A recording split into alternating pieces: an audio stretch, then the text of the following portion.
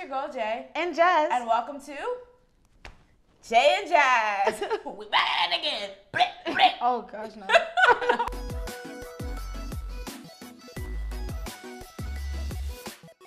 So today we're talking about maybe one of the messiest but biggest events in the K-pop sphere. Like, if you're a K-pop fan, you prepare for this. There's like you have boot camp. Yeah, basically there's a boot camp. There's tutorials. I found out. If you don't know what we're talking about, of course, it is the Mamas. It's an award show. It's one of the first award shows held each year when it comes to the end of the year award shows. Mm-hmm. And what makes this, I think, we were talking about it before, but I think what makes this particularly like a huge thing, especially for international fans, is that international fans can vote for it. So it has like the big three awards: Song of the Year, Album of the Year, Artist of the Year. But then it also has awards like, you know, Best Vocal Performance, Best OST. Yeah, Best Band, things like that. So for those of you who don't know, this year's Mamas is actually going to be held over the span of 4 days. One day is going to be in Vietnam. That's the 25th. Ho Chi Minh City, Vietnam. The second day is going to be on November 29th in Yokohama, Japan. And then 2 days are going to be held in Hong Kong, November 30th and December 1st. So this is a huge thing. Say that again? November 30th and December 1st. This is literally a week-long event. So for the voting criteria, we were a bit confused about this because there seems to be a different voting criteria, or like winner criteria, from the Daesang awards, like the big three awards, versus like the other minor awards. So I'm gonna stop right there because everything I just said was completely wrong and I was a lot more confused than I thought. So the Song of the Year Daesang and the Artist of the Year Daesang actually do have crossover in terms of judging criteria with some of the minor awards. Basically, every minor category in which a song is what's up for nomination, for example, Best Collab, shares the same judging criteria as the Song of the Year Daesang, which we do talk about later in this video. Any category in which there's a specific artist up for nominations, such as Best New Artist, Best Male Group, Best Female Solo Act, shares the same judging criteria as Artist of the Year, which in this video is what we think is the breakdown for every single minor award. And it will be the first breakdown we'll mention right after this cut. Album of the Year has its own criteria, which once again we'll talk about later. And then for special awards like Best MV, they have their own criteria, which you can see in this picture. Shoutouts to @OH_mess because this is where I got the information from, and the original source is Guyon. Let's get back to the video.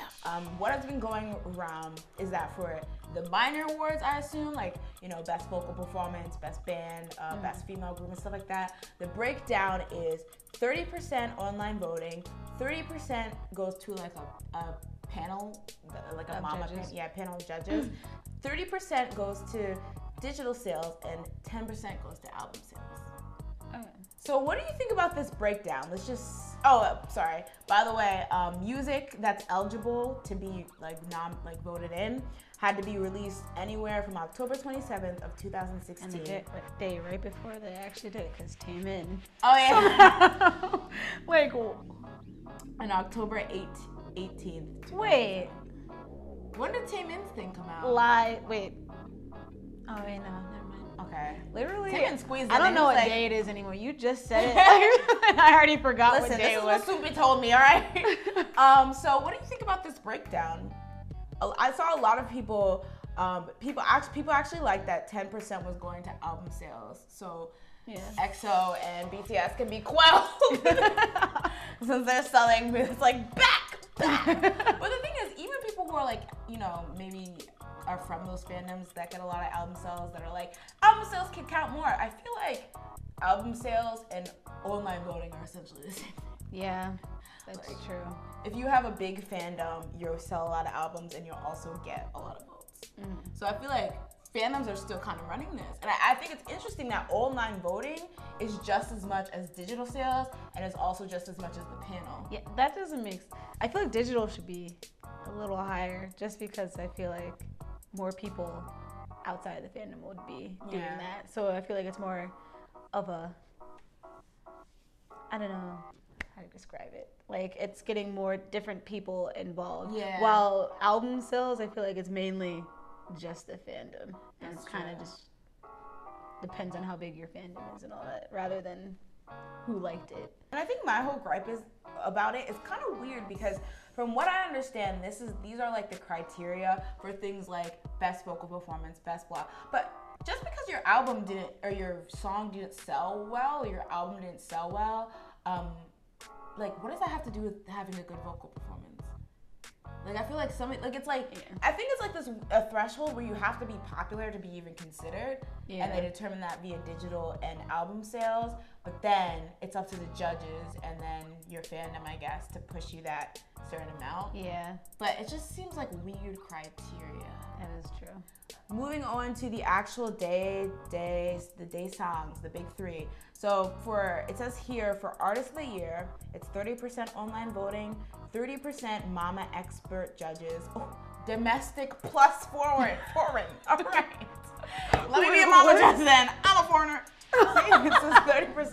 I actually took piano lessons for 0.0 years. For 3 months in preschool, so I don't know if you want to call me out, Mama. 30% music sales, which is digitals, and then 10% record sales. So that's for Artist of the Year, which makes sense because I think Wait, what's the difference? Actually, it's the same thing. I was gonna say that seemed different.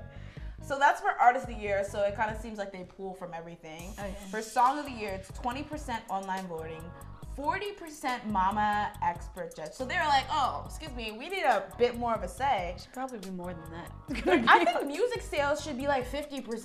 Yeah, I feel like honestly it should be judges and then music sales. Yeah. And then that's it. We don't get a say because honestly, we're all biased. I think the problem is with I just like blocked my mic. I think the problem with voting is that when it comes to K-pop, well, I should put this like slightly because if you have like say like for you your major bias is EXO, so you want EXO to win.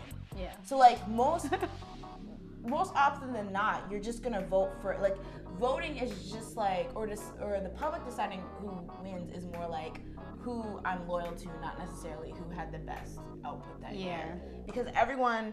You know, the way that the K-pop fandom is, and a lot of fandoms are, you pick a team and you stand by them, basically. Yeah. So you're just gonna vote for your fave every single, and maybe you genuinely did think your fave produced the best thing that year, but I know sometimes people are just like, no matter what, my fave. So that's my whole like, gripe about having too much online voting, but I also get that judges can be shady too.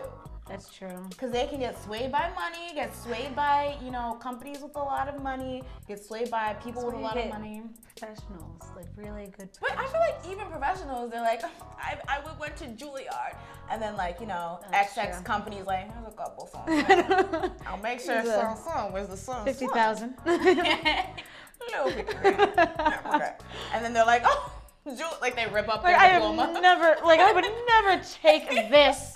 But who am I voting for again? Hey, it is all there. So that's the criteria for Song of the Year. For Album of the Year, it's 40% judges, 60% record sales. So that literally means it's just between BTS and EXO. But we'll get to that.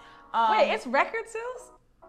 Yeah, record sales. See, records, this is why, okay, if they were going to do this for record sales, where they made it literally 60%, do this for Album of the Year, where it's 60% record sales, which is physical albums, and then 40% judges, why didn't they do that for digital sales?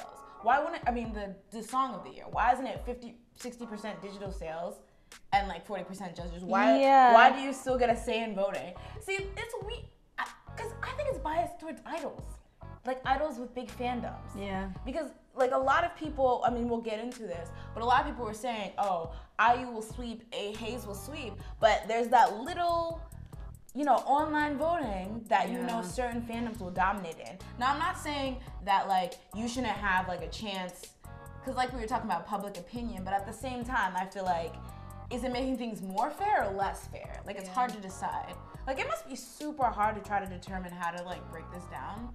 But I just think it's weird that for records, and I think maybe it's because they realize online voting and record sales is kind of redundant. Yeah, well then they should have just gotten rid of one instead of just being like, let's be weird with numbers. They're like, carry the 3. So let's get into the first category, which is Song of the Year.